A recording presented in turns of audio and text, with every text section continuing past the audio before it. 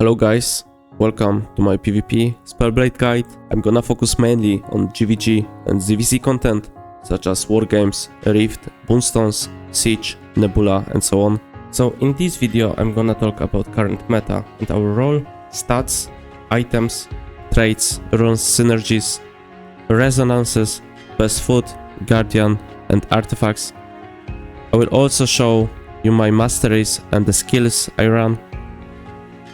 At the end, we'll go over rotation.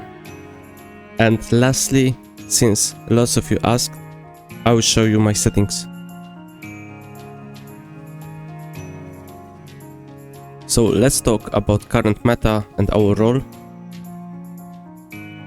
So take Wargames as an example.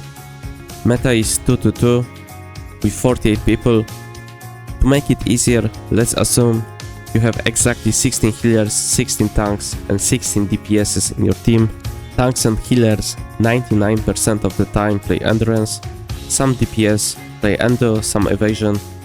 That means way over 2/3 of the people play right now endurance, and that will be your job to focus them. So hit chance is not that important anymore. Even if we wanted to focus that stat, we will still struggle to hit high evasion players, so you shouldn't attack most of the time single targets.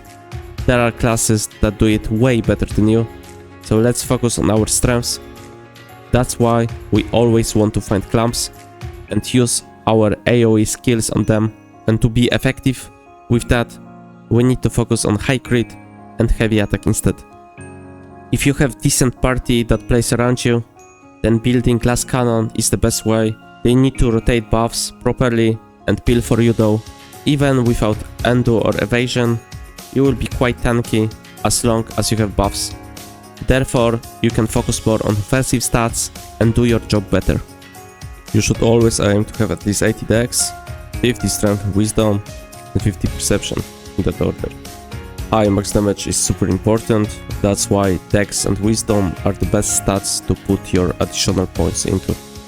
With my builds, I aim for at least 900 heavy attack, 2500 critical hit chance, 900 weaken chance, 49% shield block penetration, over 50% critical damage, over 40% attack speed and cooldown speed. I always prefer to play glass cannon builds. There are two variations, either you go low endurance or low evasion. After roll, you would have like 1400 magic endurance with the first build, or 1900 magic evasion with the second. Both have pros and cons depending on your enemy stats, but as I said previously, the majority of your defenses come from your party, so it doesn't really matter if you go endurance or evasion.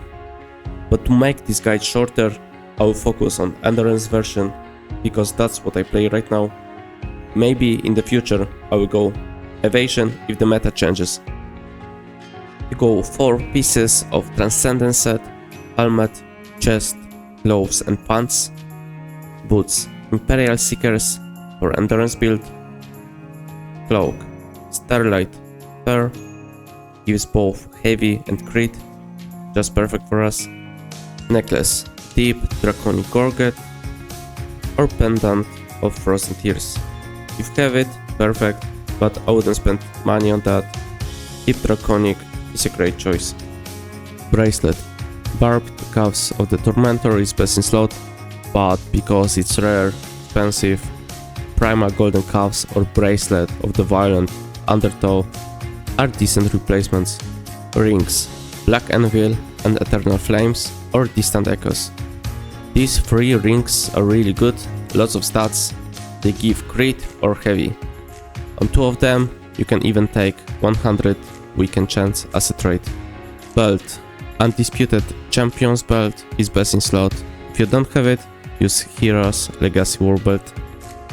Weapons. The 2 best staffs are Dagon and Belandir. Queen Belandir is better for ZVZ and against really big clumps, also gives more cooldown reduction and attack speed from trait. Dagon is better for small medium scale, gives more stats, has higher damage, and you can take 100 weaken chance as a third trait. If you don't have them, then probably one of Abyssal Foci, Ebon Soulwind Grey Eye would be the best until you get Dagon or Belandir. For daggers, there are 4 choices: Berkant, Careless, Tevent or Delzoa. Fully stacked Berkant gives you the most base damage, can shred up to 120 of the target's endurance, and gives decent 22 stats and over 1k HP. It's easy to obtain, so overall it's really good and cheap pick. Peerless are also cheap and easy to get, 21 stats. Instead of hit as a fair trade, you can take 8% attack speed. If you're lacking cooldown reduction, 8% is really nice. You don't really have an option to use Fatal Stigma, that's why they are just a stat stick, and in my opinion they are the worst out of these 4 daggers, but still can be viable if you don't have anything else. Tevent. Although 14 stats is the least out of these 4 daggers, Dex is always good for us. 153 crit is amazing, and if you can utilize the reset passive, it can provide great value. Especially if you play lots of Dominion or Nebula, it's easy to reset that passive constantly, but against better guilds in GVG, you might not be able to reset it consistently. Delzoa, Permafrost Razors, in my opinion the best daggers for our build class at the moment.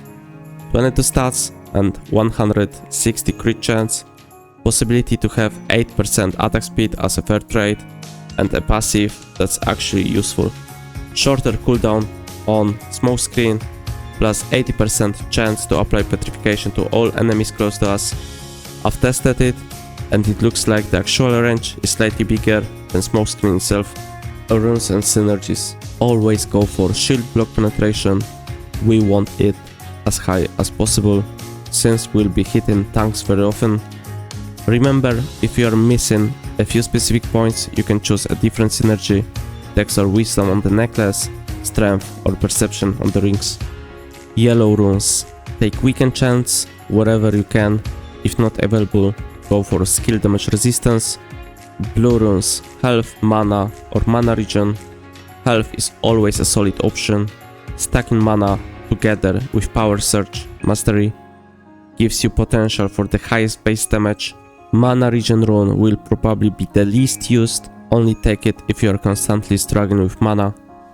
If you are going with the evasion second build, you can take magic or range evasion runes instead. It's all a matter of preference. Red runes. Magic heavy attack or magic critical hit chance. On your belt and necklace, take magic hit chance. Resonances. Try to focus first on weapons, then on necklace and rings. If you don't have many stones, try using random resonance on each item. Weapons. Heavy attack, critical or weaken chance, pick whichever stat you are lacking the most. Necklace and rings, go for weaken chance. Other items, basically same as blue runes, health, mana or mana regen. Most glass cannon option, mana. If you are constantly out of mana, mana regen. Or for more survivability, max health. Food. Quality herb marinade chicken drumstick, 60 heavy and crit chance. Rare scorpion tail fritters, quality vegetable stir fry, and the last one, quality poultry and mushroom stir fry, or rare poultry and mushroom stir fry. Guardian. There are a few solid options, and due to high cooldown, it doesn't matter that much. I almost always play Lady Knight Camarcia. Artifacts. 6 Chaos is Beast. It gives 225 critical hit chance and 9% crit damage. Top left, aim for magic heavy and magic crit, with a third stat being crit or heavy. Other solid choices: max damage, bonus damage, or magic hit chance. Top right, not many good options here. Go for endurances, heavy attack evasions, defenses, or damage reduction. Bottom left, max mana means more damage. Mana regen, always useful. First stat, CC or weaken resistance, although our resist will still be low even if we stack it. Other options, max stamina, healing received, or Amitoy healing are also viable.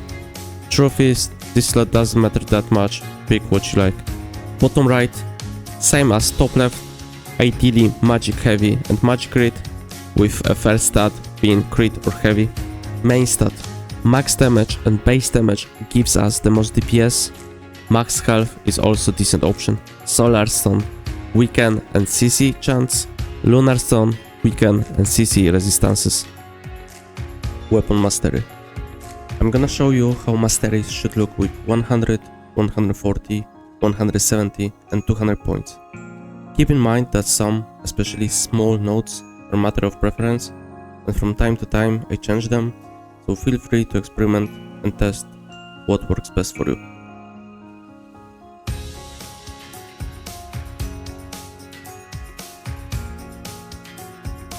If you have any questions about certain masteries, why I took them and so on, feel free to ask in the comments. Now let's talk about all weapon masteries. Time Bomb, Potential and Fallen Flower are S tier. If you can, always take them. Suits perfect our build. Dragon Ascent would be S tier in my opinion as well, if we would be able to constantly have like over 90% mana. But unfortunately that's not the case, and usually we are below 60% mana. That means we cannot rely on this passive, unfortunately. Recently I got lightning speed and I'm still testing it. Looks like it's good, but we need to remember to move for 10 seconds to proc this passive. Overall, looks promising, and that's currently my 4th passive. If your weapon masteries are lower, other decent but not perfect options are Overcome Crisis, Destruction Spear, Deadly Viper, Deadly Survival Instincts. Skills. This is my current build for GVG. If you don't like Frostmaster, we can change it to Manamp or even Asceticism. I have some points in my specializations that gives more defense and support utility, such as Camouflage Cloak, CC immunity, must have in my opinion, improved Smokescreen, Infernal Meteor, Health Recovery Sword, Inject Venom, Lightning Infusion. So our job is to apply weaken, such as healing reduction, decrease target's endurance, and try to do as much AoE damage as possible. If you don't like Ice Spear, you can take Ice Spear Bombardment, or for example Icebound Tomb. I just don't have enough specialization points, so that's why I'm running basic Ice Spear. And for ZVZ, that's my build. From time to time I play with serial fire bombs instead of focused. Only do that if you have Blandir stuff and high weaken, but usually after some time I switch back to focused. You want to start your rotation with buffs, ideally Solar Stone artifact with Remedy into high focus. If you feel like you will be focused, use your Phantom Smokescreen. Then, if you have time, apply 1 or 2 Burning Smokescreen, and after Lightning Infusion, into Hellfire Rain. After that, you should use Judgment or Focused Fire Bombs, and if needed, follow up with Inferno Wave or Chain Lightning. The more burning stacks on target, the bigger damage will do Inferno Wave, so never start with this skill. Burning Smokescreen is so good. Apply slow and burning, which deals damage, and apply stacks. With it, you have a chance to proc worms from Blandir stuff, but even without Blandir, it provides such a good value, because burning has great synergy with our active and passive skills. Burning Smokescreen doesn't proc Lightning Infusion though, so never use Lightning before it, because you will just kinda waste cooldown. After being pulled by a tank, use immediately Dodge Roll. If needed, you can use Shadow Strike on some target to run away from the clamp. These are my settings. I use a Logitech G600 mouse, which is so good for MMO games. That's why my keybinds can look weird when you see them in my settings. Important things that you need to select in target settings. Check Ignore Select Friendly Target toggle, and also in shortcuts, Character, Cancel Friendly Target, just bind some key. Basically, every time that you log in, you press your key that cancels friendly target. And also change target selection method to search by order of priority for PvP content. You can select or deselect first option, which is priority 1 attacking players, but you should always have selected priority 3 queued players and priority 4 hostile players.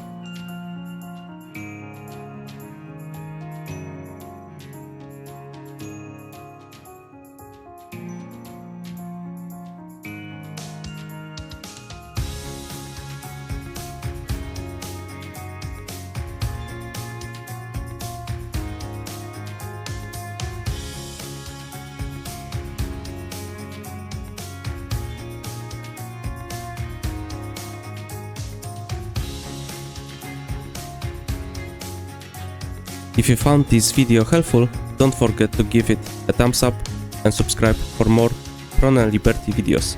Got any questions or ideas for future videos? Drop them in the comments below. Thanks for watching and see you next time.